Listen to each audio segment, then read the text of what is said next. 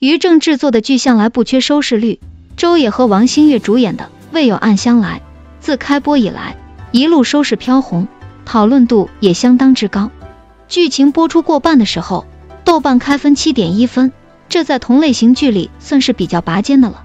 该剧改编自喜千华《恶毒女配生存录》，原小说是穿越设定，背景是宫廷，男主是皇帝，男二是王爷，男三是侍卫，女主爹是当朝宰相。由于现在不让拍宫斗宅斗，该剧把皇宫改成了皇商重士园，男主改成了香药世家的家主，其他角色的设定也均降了一个级别。人设改了之后，有一些逻辑很奇怪的地方，比如仲西武的设定就很矛盾，说他排场小吧，县令在他面前都要唯唯诺诺，士农工商好像完全不存在；说他普大吧，挑老婆只能从一群管家的女儿中间挑选，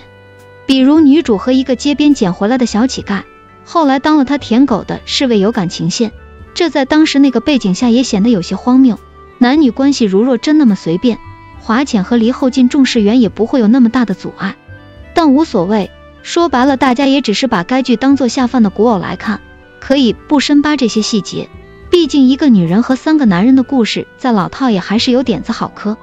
3位男主都与女主有感情纠葛，彭楚月饰演的大爷仲夜兰情系玉佩，在女主和女二之间摇摆不定，率先出局，不为观众所念。于是乎 CP 党们站成了2个阵营，一边是柯原著官配女主与小侍卫华容周的，一边是站女主和男主，也就是家主仲西武的。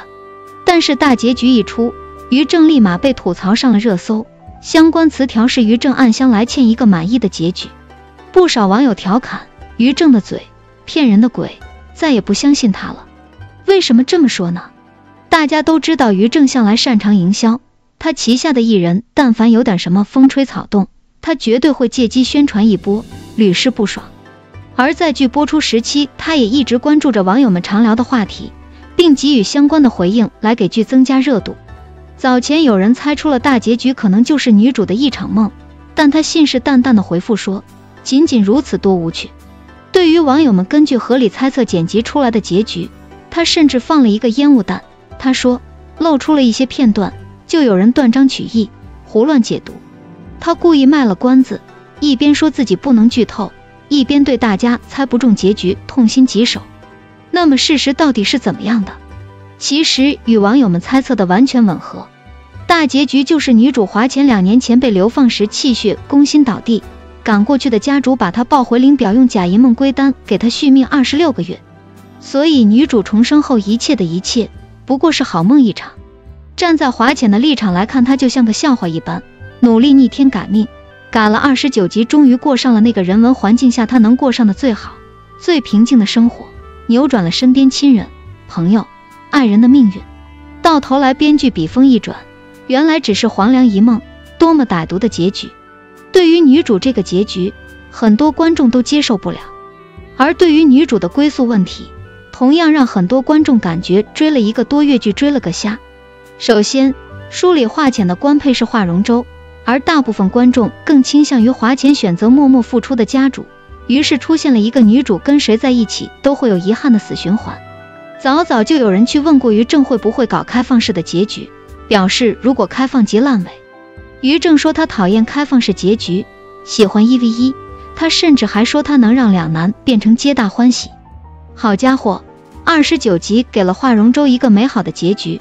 ，30集画风突变，为了安排另一个结局，让华容周成了华浅梦里的虚幻人物，最后化成泡泡了。当然，即使把华容周写没了，但他好歹还给了观众一点念想，至少最后几集他与华浅在那个江南小镇上过起了柴米油盐的小日子。而家主则是全程演了个寂寞，说他是男主，但其实是镶边的，戏份甚至还不是小侍卫多，前面有好几集他只出现在彩蛋里，一集上线仅有1-2分钟。至于男女主的亲密互动，这大概是时下最纯洁的偶像剧了，全剧男女主没有不可描述，没有吻戏，连个拥抱都没有，最大尺度应该是男主壁咚和男主脱衣让女主帮他擦药。海报上的这个亲密的抱抱，观众在剧里拿放大镜都没有找到，如果不是有一笔带过女主把香囊里放着的仲西武给她的那个小药瓶扔下马车的镜头，你都看不出来他对家主有什么男女之情。第30集是于正所谓的给观众弥补书里的遗憾，但仲西武放弃事业，挣脱了整个家族的束缚，在灵表苦守了女主26个月，最后女主醒了，对着刚要离开的他叫了一声仲西武就没了。于妈呀，观众真不缺这点流量啊！